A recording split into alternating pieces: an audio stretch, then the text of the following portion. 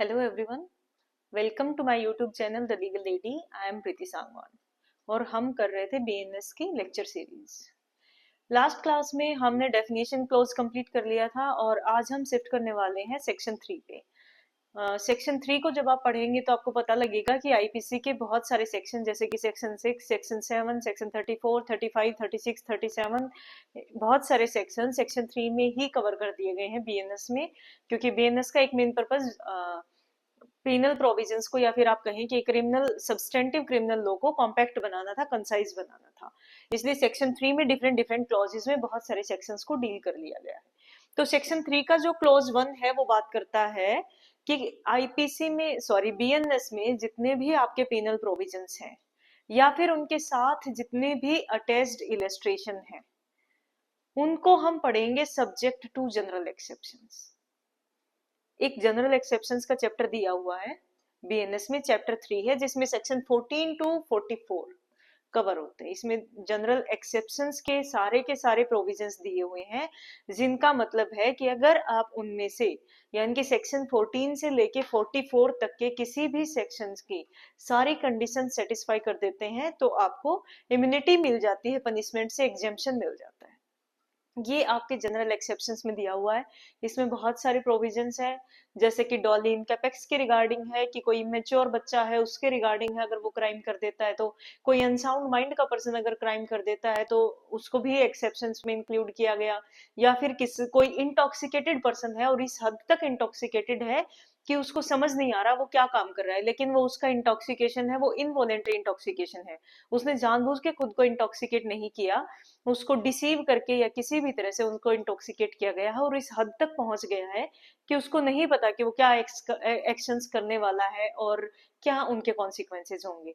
इस तरह से बहुत सारे ऐसे प्रोविजंस आपके जनरल एक्सेप्शन में दिए हुए हैं, हम इनको डिटेल में पढ़ेंगे जब चैप्टर 3 पे आएंगे। तो सेक्शन 3 का क्लोज 1 आपका क्या कहता है कि अब होगा क्या कि अगर हम एक कोई एग्जांपल उठा लेते हैं, फॉर एग्जांपल कोई अनसाउंड माइंड का पर्सन है जिसको अपने कंडक्ट की नॉलेज नहीं है, अगर उसने कोई मर्डर कर दिया तो भी वो क्या रहेगा, एग्जेम्प्टेड रहेगा, क्योंकि जनरल एक्सेप्शन में फॉल कर रहा है। सेकंड चीज, उसने कोई थेफ्ट कर दी तो भी उसको एग्जेम्पशन मिलेगा, अगर उसने कोई मिसचीफ कर दिया तो भी उसको एग्जेम्पशन मिलेगा, अगर उसने किसी को ग्रीवियस हर्ट या हर्ट कोज कर दिया तो भी उसको एग्जेम्पशन मिलेगा। यानी कि अगर आईपीसी के अंडर, बीएनएस के अंडर जितने भी ऑफेंसेस हैं उनमें से वो कोई भी ऑफेंस कर देता है तो उसको जनरल एक्सेप्शन का बेनिफिट मिलेगा। ये कहाँ पे दिया हुआ है? ये दिया हुआ है सेक्शन 3 क्लोज 1 में। सेक्शन 3 क्लोज 1 क्या कहता है कि जितने भी पेनल प्रोविजंस हैं तो हम उनको पढ़ेंगे सब्जेक्ट टू जनरल एक्सेप्शन। अब ऐसा तो होगा नहीं कि हर एक पेनल प्रोविजन के साथ, फॉर एग्जांपल उन्होंने मर्डर की डेफिनेशन दी, उसके नीचे सारे के सारे 14 से 44 तक के जितने प्रोविजन हैं वो लिख दिए, उसके बाद फिर थेफ्ट की डेफिनेशन दी, ये सारे प्रोविजंस फिर से लिख दिए, फिर उन्होंने डेकोइटी की डेफिनेशन दी, फिर उसके नीचे प्रोविजंस लिख दिए, फिर उन्होंने रेप की डेफिनेशन दी, उसके नीचे फिर सारे प्रोविजंस लिख दिए, हर्ट की दी, फिर उसके नीचे ये तो बहुत हेक्टिक सा काम है। तो उन्होंने एक जनरल डिक्लेरेशन दे दिया सेक्शन 3 क्लोज 1 में कि जितने भी पेनल प्रोविजंस हैं या फिर उनसे अटैच्ड जो भी इलस्ट्रेशन है उनको हम पढ़ेंगे subject to general exceptions given in chapter 3। Although हर बार ये मेंशन नहीं होगा, ठीक है, चैप्टर 3 में लिख दिया। जब भी चैप्टर 3 पढ़ेंगे या फिर जब भी किसी सेक्शन को हम पढ़ेंगे और वहां पे आप एक्सेप्शंस का अगर बेनिफिट लेना चाह रहे हो तो आपको read with that particular section and read with section 3 close 1, तब जाके आपका वो जनरल एक्सेप्शंस का जो डिफेंस आप लेना चाह रहे हो उसको पूरा आप क्लेरिफाई कर पाएंगे, क्योंकि साथ में हमने ये भी तो मेंशन करना है। अब आपने कहा कि किसी छोटे बच्चे ने गलती से पिस्टल चला दी और कोई मर्डर हो जाता है, ठीक है, मान लो 6 साल का बच्चा है, आपने कहा कि मुझे डिफेंस मिलेगा, इस बच्चे को डिफेंस मिलेगा डॉली इनकैपेक्स का, तो फिर कहेंगे कि कहाँ लिखा हुआ है जी, चैप्टर 3 में लिखा हुआ है, ठीक है, एक चीज चैप्टर 3 में लिख दी है, दूसरा मर्डर की डेफिनेशन 103 में मतलब पनिशेबल बताया गया मर्डर को, इनका कनेक्शन कहाँ से आ रहा है? दोनों अलग अलग प्रोविजंस हैं। तो हम ये क्यों कह रहे हैं कि हम इसको भी इसमें लेके आएंगे मर्डर की डेफिनेशन में? हम कह रहे हैं by virtue of section 3 close 1, हम नहीं कह रहे हैं, सेक्शन 3 क्लोज 1 कह रहा है। एक जनरल डिक्लेरेशन सेक्शन 3 क्लोज 1 ने बीएनएस के स्टार्टिंग में ही दे दिया है कि जितने भी पेनल प्रोविजंस होंगे या इलस्ट्रेशंस होंगी हम उनको सब्जेक्ट टू करके चलेंगे, किसके? जनरल एक्सेप्शंस के, ठीक है। हालांकि वो बार बार मेंशन्ड नहीं है हर एक पेनल प्रोविजन के साथ, फिर भी आपने उसको रेड विद करना है। क्लियर है? ये आपका सेक्शन 3 क्लोज 1 बताता है। उसके बाद अब आते हैं सेक्शन 3 क्लोज 2 पे। ऑलरेडी मैं आपको बता चुके हूँ। ये क्या कहता है? ये कहता है कि कोई भी अगर डेफिनेशन, कोई भी अगर टर्म जो बीएनएस में यूज हो रही है और वो डेफिनेशन पार्ट में दे दी गई है, डिफाइन कर दी गई है, जैसे हमने अभी पढ़ा ऑफेंस की डेफिनेशन, विल की डेफिनेशन, कोर्ट की डेफिनेशन, जज की है, मूवेबल प्रॉपर्टी की है, रीजनेबल रीजन टू बिलीव की है, या फिर फ्रॉडुलेंटली की है, डिसऑनेस्टली की है, बहुत सारी डेफिनेशन हमने पढ़ी सेक्शन 2 से लेके 2 क्लोज 1 से लेके 39 तक। तो ये कह रहा है सेक्शन 3 क्लोज 2 कि अगर कोई भी ऐसी टर्म जो डिफाइन कर दी गई है डेफिनेशन क्लोज में, डेफिनेशन क्लोज बोले तो सेक्शन 2 बीएनएस में, और वो कहीं पे भी थ्रू आउट बीएनएस जब यूज हो रही है, तो हम उस डेफिनेशन को कहाँ से उठाएंगे? सेक्शन 2 से ही उठा के लाएंगे। हम उस टर्म का मीनिंग वही निकालेंगे जो डेफिनेशन क्लोज में दिया हुआ है, unless and until otherwise is provided. अगर कुछ और लिखा हुआ है, कुछ स्पेसिफिकली बता दिया गया है, तो एक अलग बात है। अदरवाइज जहां कहीं पे भी कोई ऐसी टर्म यूज होगी जिसको डेफिनेशन क्लॉज में स्पेसिफिकली डिफाइन किया गया, इंटरप्रेट किया गया है, तो हम वही definition through out the BNS term के लिए यूज करेंगे। ये आपका सेक्शन 3 क्लोज 2 था, ये हम पहले भी पढ़ चुके हैं। थर्ड जो क्लॉज आता है वो क्या कहता है? थर्ड क्लॉज कहता है कि कहीं पे भी अगर प्रॉपर्टी का पोजीशन, हमने ये चेक करना है कि इस पर्सन के पोजीशन में ये प्रॉपर्टी है, चाहे वो किसी ऑफेंस के रिगार्डिंग हम किसी प्रॉपर्टी की बात कर रहे हैं, हो सकता है इलीगल प्रॉपर्टी हो, ब्राइब्ड प्रॉपर्टी हो। तो सेक्शन 3 क्लोज 3 क्या कहता है कि अगर कोई प्रॉपर्टी किसी पर्सन के स्पाउस के पोजीशन में है, हस्बैंड या वाइफ, स्पाउस में, अगर लेडी है तो उसके हस्बैंड के पोजीशन में है, और अगर हस्बैंड है तो उसकी वाइफ के पोजीशन में जो भी प्रॉपर्टी है, या फिर उस पर्सन के क्लर्क के पोजीशन में है, या फिर उस पर्सन के सर्वेंट के पोजीशन में है, on account of that person, उनकी पर्सनल प्रॉपर्टी नहीं है, वो प्रॉपर्टी किसके अकाउंट में, उनके हाथ में है? अगर कोई स्पाउस है तो उसके पार्टनर के बिहाफ पे उसके पास है, कोई क्लर्क है, कोई सर्वेंट है तो उसके मास्टर के बिहाफ पे उसके हाथ में आई हुई है। यानी कि कोई भी प्रॉपर्टी जो किसी पर्सन के स्पाउस के पोजीशन में है, किसी पर्सन के क्लर्क के पोजीशन में है, किसी पर्सन के सर्वेंट के पोजीशन में है, on account of that person, तो वो प्रॉपर्टी ऐसे डीम की जाएगी कि ये इस पर्सन के खुद के पोजीशन में ही है। क्लियर है? यानी कि अगर आपके पास कोई प्रॉपर्टी है, आपने अपने स्पाउस को प्रॉपर्टी दे दी, तो इसका मतलब ये नहीं है आप उस ओनरशिप के या उस प्रॉपर्टी के पोजीशन के जो कॉन्सिक्वेंसेज हैं उससे बच जाएंगे। कहने का मतलब ये है कि अगर किसी आदमी के पास खुद प्रॉपर्टी ना रख के उसने कोई प्रॉपर्टी स्पाउस को दे रखी है, या फिर एक वाइकेरियस लायबिलिटी का थोड़ा सा अगर आप एनालॉजी चाहें तो ड्रॉ कर सकते हैं कि अगर किसी सर्वेंट ने कोई गलत काम किया है, तो हम ये मान के चलते हैं कि उसके मास्टर ने किया है, क्योंकि कहीं ना कहीं जो भी काम वो अपने ड्यूरिंग दैट टेन्योर कर रहा है, जब वो उसका सर्वेंट है, मास्टर के पास जब वो काम कर रहा है, और अपने काम के सिलसिले में अगर उसने कोई गलत काम किया है, तो हम ये मान के चलते हैं कि ये मास्टर का ही काम है। जैसे प्रिंसिपल एजेंट के केस में भी यही होता है। तो उसी तरह से का एक प्रोविजन है जो ये कह रहा है कि अगर कोई प्रॉपर्टी किसी सर्वेंट के पास है, किसी क्लर्क के पास है, किसी स्पाउस के पास है, किसी पर्सन के बिहाफ पे, तो लॉ ये मान के चलता है कि वो प्रॉपर्टी उस पर्सन के ही पोजीशन में मानी जाएगी। क्लियर है? समझ आ गया? उसके बाद एक एक्सप्लेनेशन इसके साथ अटैच्ड है, वो ये कह रही है कि अगर कोई क्लर्क है, कोई सर्वेंट है जो टेम्परेली काम कर रहा है, ठीक है, कोई परमानेंट आपका सर्वेंट नहीं है, लेकिन कुछ दिन के लिए किसी टेम्परेरी पीरियड के लिए आपके पास वो काम कर रहा है, या फिर किसी स्पेसिफिक ओकेजन पे काम कर रहे हैं, किसी पर्टिकुलर ओकेजन पे, जनरली आप सर्वेंट नहीं रख रहे, कोई एक बड़ा ओकेजन है, कोई फैमिली का फंक्शन है, उस टाइम पे अगर आपके घर में कोई सर्वेंट है, ठीक है, तो ऐसे केसेस में भी हम ये मान के चलेंगे कि अगर कोई ऐसा पर्सन जो आपको पर्टिकुलर किसी ओकेजन पे सर्वेंट है, या फिर टेम्परेरी बेस पे कोई क्लर्कशिप या सर्वेंट का काम कर रहा है, वो भी इस क्लर्क और सर्वेंट की डेफिनेशन में इंक्लूडेड रहेंगे। उनके पोजीशन में भी अगर कोई प्रॉपर्टी है जो किसी और पर्सन के बिहाफ पे है, तो हम ये मान के चलेंगे कि वो प्रॉपर्टी उसी पर्सन के पोजीशन में है, क्लर्क और सर्वेंट का पोजीशन नहीं माना जाएगा। ठीक है? हाँ, अगर उनके पर्सनल पोजीशन में है तो एक अलग बात है, वो तो कोई आपस में लिंक ही नहीं है। ठीक है, लेकिन अगर ड्यूरिंग क्लर्कशिप या फिर ड्यूरिंग सर्वेंटशिप अगर उनके पास इस पर्सन के बिहाफ पे कोई प्रॉपर्टी है, तो मानेंगे कि उस पर्सन के खुद के ही हाथ में है वो प्रॉपर्टी। क्लियर है? समझ में आ गया? ये आपका सेक्शन 3 क्लोज 3 कहता है। और सेक्शन 3 क्लोज 4 भी हम पढ़ चुके हैं। हमने पढ़ा था कि एक्ट में इलीगल ओमिशन भी इंक्लूडेड रहेंगे, ये हम डिटेल में कर चुके हैं, तो इस पे मैं दोबारा नहीं जा रही। अब जो सबसे इंपॉर्टेंट क्लॉजेज हैं सेक्शन 3 के, वो स्टार्ट हो जाएंगे। ठीक है, हम पहले आईपीसी में जब भी पढ़ते थे तो हम पढ़ते थे कि सेक्शन 34 बहुत इंपॉर्टेंट है। वही सेक्शन 34 आपके सेक्शन 3 क्लोज 5 ऑफ बीएनएस में दिया हुआ है। ठीक है, कॉम्पैक्ट करने के लिए मैंने बताया था कि बहुत मिनिमाइज करने की इसको कोशिश की गई बीएनएस को। तो जहां पे सेक्शन 34 था वो अब आ गया है सेक्शन 3 क्लोज 5 में। सेक्शन 3 क्लोज 5 क्या है? सबसे पहले तो ये समझिए कि सेक्शन 3 क्लोज 5 कोई एज सच सब्सटेंटिव लॉ नहीं है। सेक्शन 3 क्लोज 5 किसी ऑफेंस को डिफाइन नहीं करता जैसे बाकी बहुत सारे प्रोविजंस करते हैं। कहीं पे आप पढ़ेंगे क्रिमिनल इंटिमिडेशन क्या होता है, फिर आप उसकी पनिशमेंट पढ़ेंगे। कहीं पे आप पढ़ रहे हैं कल्पेबल होमिसाइड क्या होता है, फिर आप उसकी पनिशमेंट पढ़ते हैं। कहीं पे आप पढ़ रहे हैं अटेम्प्ट टू मर्डर क्या होता है, फिर उसकी पनिशमेंट पढ़ते हैं। थेफ्ट पढ़ रहे हैं, मिसचीफ पढ़ रहे हैं, चीटिंग पढ़ रहे हैं, फोर्जरी पढ़ रहे हैं। स्पेसिफिकली कुछ इंग्रेडिएंट्स हैं, डिफाइंड है। एक ऑफेंस की डेफिनेशन दी हुई होती कि अगर ये एक्टस रियस रहेगा, ये मेंस rea रहेगा, तो ये ऑफेंस बन जाएगा। जनरली हम बीएनएस में यही देख रहे हैं। या फिर हम देखते हैं जो पेनेटिव प्रोविजंस है कि अगर आपने फोर्जरी की इस तरीके से की, इस पर्पज से की, तो इतनी सजा मिलेगी। ठीक है, ये सारा कुछ बीएनएस का इस तरह का स्ट्रक्चर पढ़ते हैं। लेकिन जो सेक्शन 3 क्लोज 5 की बात करते हैं या फिर सेक्शन 34 आईपीसी की बात करते हैं, तो एक थोड़ा सा डिफरेंट काइंड का आपको प्रोविजन दिखेगा। इसमें ऐसा कुछ नहीं बताया हुआ कि ऐसा करोगे तो ये क्राइम बन जाएगा। अगर देखा जाए तो ये बीएनएस का प्रोविजन बनता ही नहीं, ये एविडेंस का रूल है। ठीक है, लेकिन इसको बीएनएस में डाल दिया गया तो हमने बीएनएस में ही पढ़ना है, ऑब्वियस सी बात है। तो ये सबसे पहले आप ये समझो कि ये बात करता है rule of joint and constructive liability की। ठीक है, जैसे हम पढ़ते थे 149 पहले, वहां पे भी हम किसकी बात करते थे? जॉइंट एंड कंस्ट्रक्टिव लायबिलिटी की। उसी तरह से section 34 rule of joint and constructive liability था जो 3 क्लोज 5 है। ठीक है, अब ये होता क्या है? मैंने कहा कि rule of joint and constructive liability की बात करता है, तो सबसे पहले हम ये समझेंगे कि जॉइंट लायबिलिटी होती क्या है, कंस्ट्रक्टिव लायबिलिटी होती क्या है। ठीक है, काफी इंपॉर्टेंट सेक्शन है, बहुत ध्यान से समझने का है।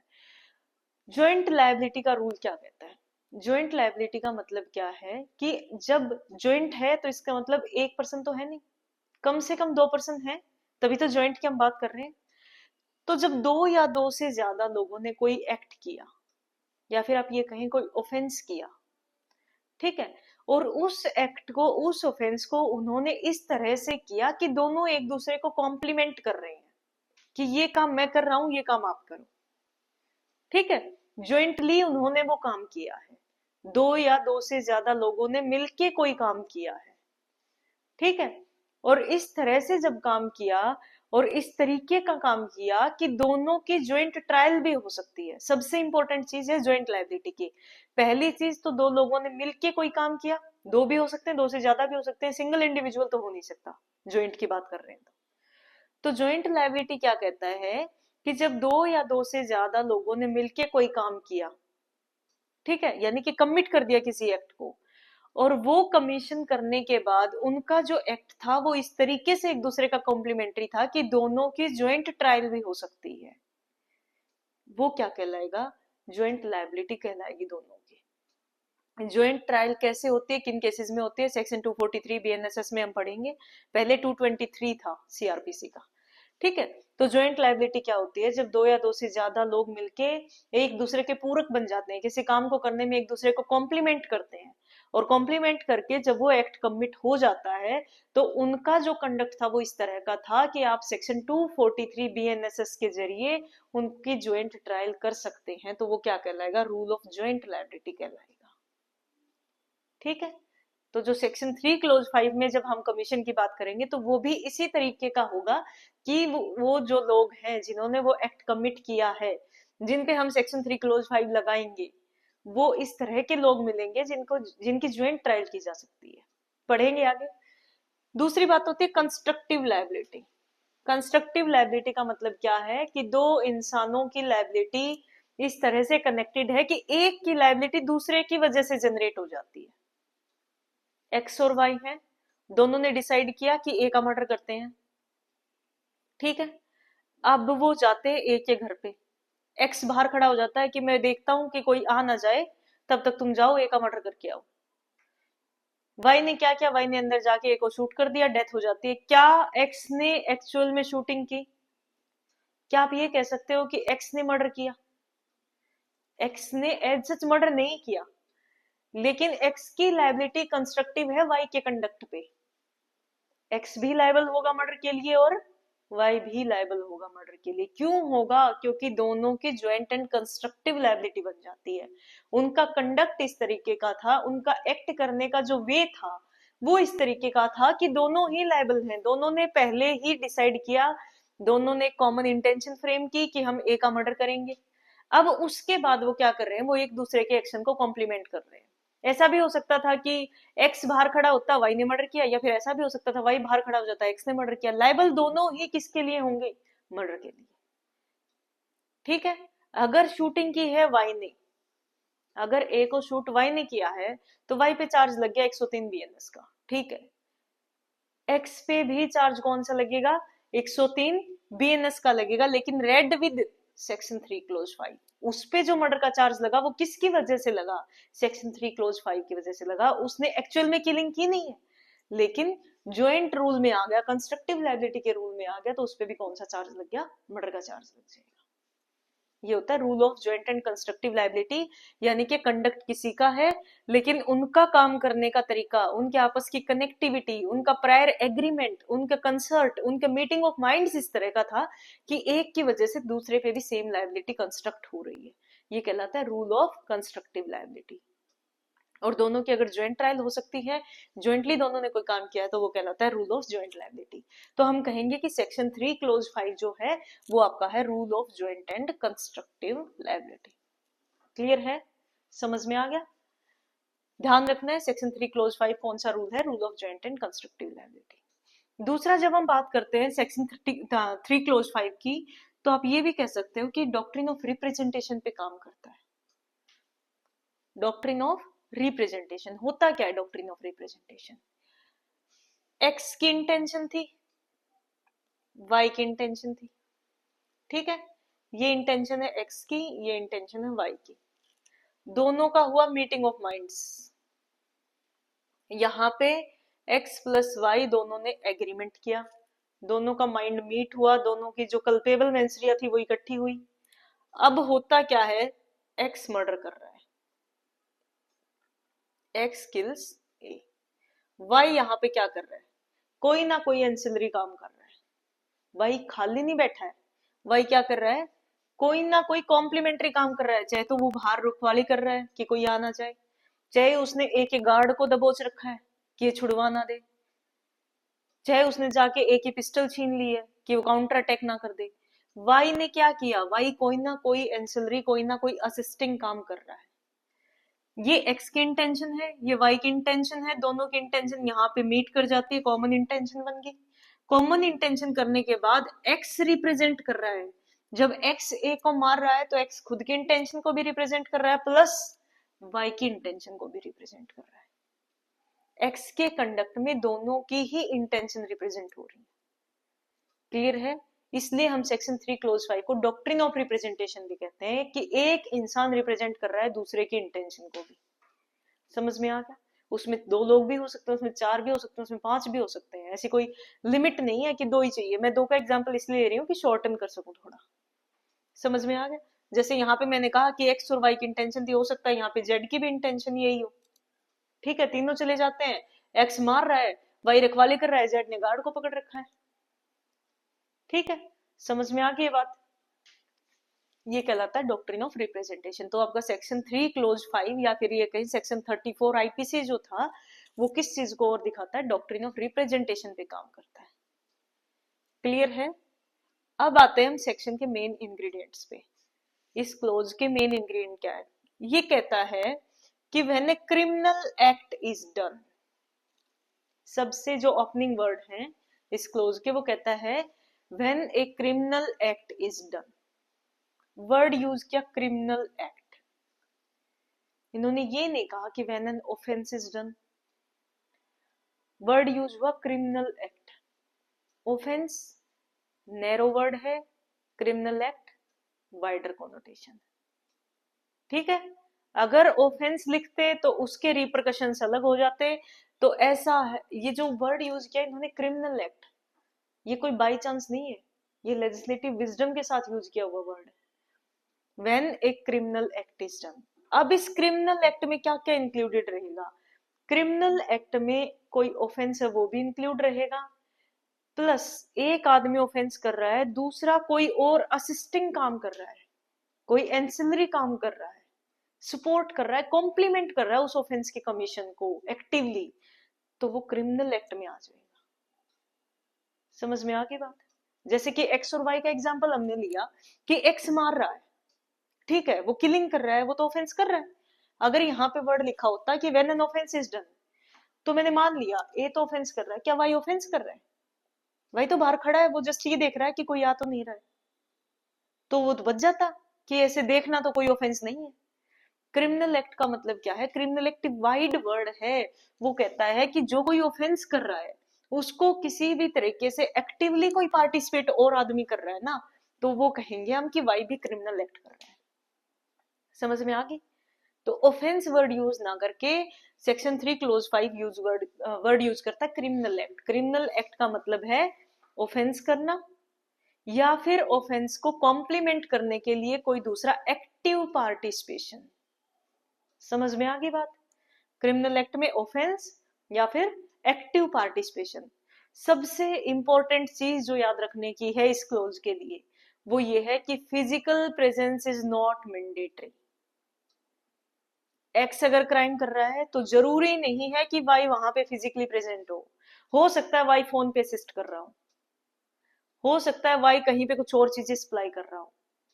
एट दैट स्पॉट जहां पे किलिंग हुई है, जहां पे मर्डर हुआ है, वहां पे फिजिकल प्रेजेंस सबकी जरूरी नहीं है। जो जो सेक्शन 3 क्लोज 5 में लायबल होंगे, 5 लोग हैं, जरूरी नहीं है पांचों ए को मारने जाएंगे। उनके अपने अपने काम डिवाइडेड है कि आपको ये करना, आपको ये करना, आपको ये करना है, और वो अल्टीमेटली कमिट क्या कर रहे हैं? मर्डर कमिट कर रहे हैं, ऑफेंस कमिट कर रहे हैं। तो एक आदमी जो मेन ऑफेंस कर रहा है, बाकी सारे क्या कर रहे हैं? एक्टिवली पार्टिसिपेट कर रहे हैं, क्रिमिनल एक्ट कर रहे हैं। समझ में आ गई बात? तो क्रिमिनल एक्ट में जो मेन ऑफेंस कर रहा है वो भी आ जाएगा, और बाकी जो लोग हैं जो फिजिकली प्रेजेंट नहीं है लेकिन एक्टिव पार्टिसिपेशन कर रहे हैं, वो क्या कहलाएंगे? क्रिमिनल एक्ट करने वाले कहेंगे। इसलिए सबको इंक्लूड करने के लिए, सबके कंडक्ट को पनिशेबल बनाने के लिए वर्ड यूज हुआ है क्रिमिनल एक्ट। तो सेक्शन 3 क्लोज 5 कहता है when a criminal act is done, done का मतलब कमिटेड बाय सेवरल पर्संस। जब ज्वाइंट लाइबिलिटी की बात की तो मैंने बताया सेवरल पर्सन तो होने चाहिए, कम से कम 2 लोग होने चाहिए, 5 भी हो सकते हैं, 7 भी हो सकते हैं, 10 भी हो सकते हैं, ठीक है। इन फर्दरेंस ऑफ कॉमन इंटेंशन, बहुत इंपॉर्टेंट वर्ड है कॉमन इंटेंशन। क्या होता है कॉमन इंटेंशन? कॉमन इंटेंशन का मतलब है कॉम्प्लीमेंट्री एक्ट करना विद प्रायर एग्रीमेंट। देखो दो टर्म होती हैं इंटेंशन के रिगार्डिंग, एक होती है कॉमन इंटेंशन, दूसरी होती है सिमिलर इंटेंशन, ठीक है। अब कॉमन इंटेंशन और सिमिलर इंटेंशन दोनों अलग अलग चीज है।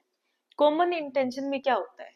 कॉमन इंटेंशन में कि तुम भी वही चाह रहे थे, मैं भी वही चाह रही थी, उसी इंटेंशन उसी नॉलेज के साथ आप वो काम करना चाह रहे थे, उसी इंटेंशन उसी नॉलेज के साथ मैं करना चाह रही थी।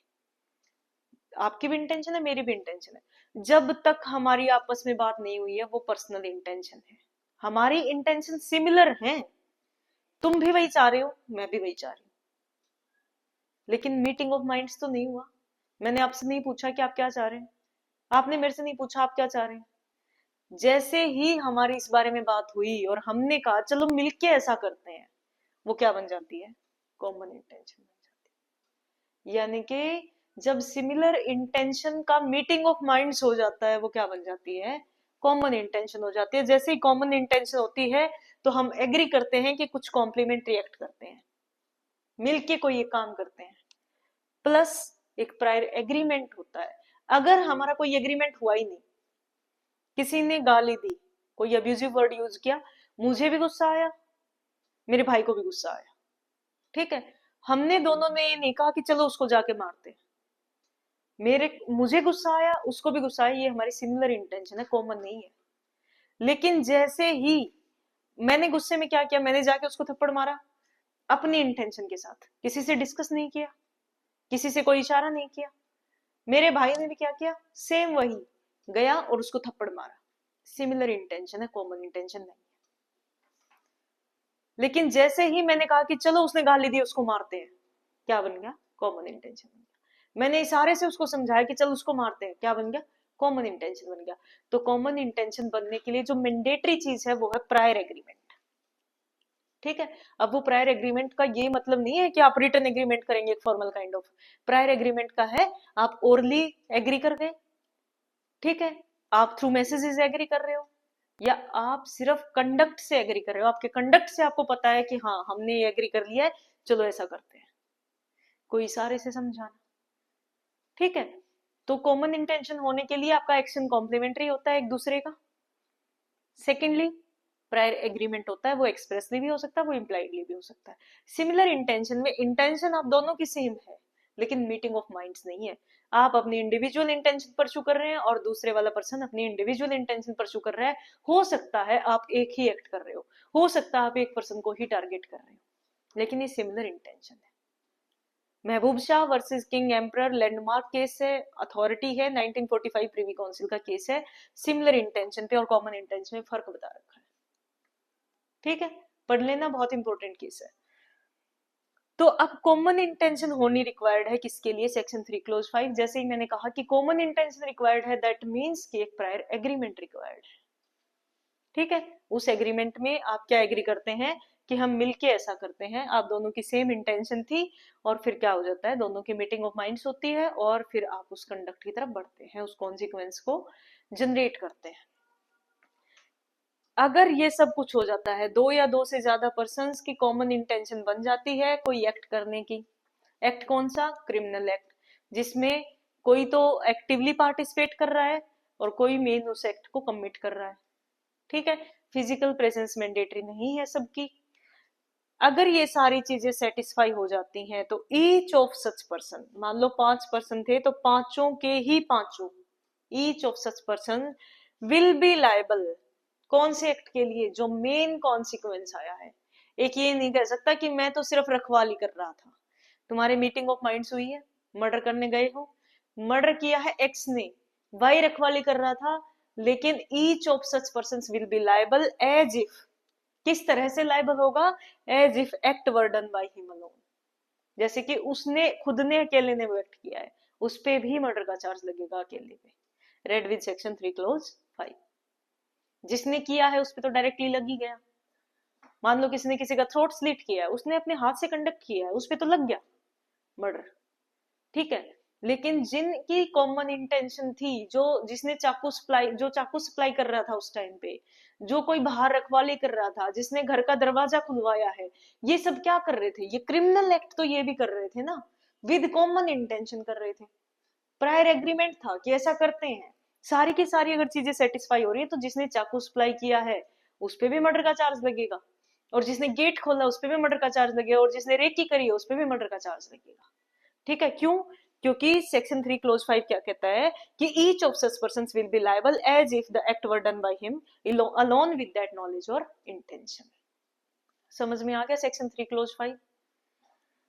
तो सेक्शन 3 क्लोज 5 है rule of joint and constructive liability. Barendra Kumar Ghosh versus King Emperor का केस है 1925 प्रीवी काउंसिल, जो आपको बताएगा कंस्ट्रक्टिव लाइबिलिटी कब जनरेट होती है, क्या होती है। जब कॉम्प्लीमेंट्री एक्शन की आप बात करते हो, एक की लाइबिलिटी दूसरे के कंडक्ट से जनरेट होती है, तो वो कहलाता है कंस्ट्रक्टिव लाइबिलिटी, ठीक है। Rule of joint and constructive liability है, डॉक्ट्रिन ऑफ रिप्रेजेंटेशन को दिखाता है। जब कोई क्रिमिनल एक्ट किया जाए by several person in furtherance of common intention, common intents का मतलब कॉम्प्लीमेंट्री एक्शन किया विद प्रायर एग्रीमेंट किया, then each of such persons will be liable as if the act were done by him alone with that same knowledge और intention, ठीक है। थोड़ा सा और क्लेरिफाई करेंगे इसको नेक्स्ट क्लास में, दोबारा से इसको रिकैप करके और थोड़ा आगे इसके बारे में और बताना है। Thank you.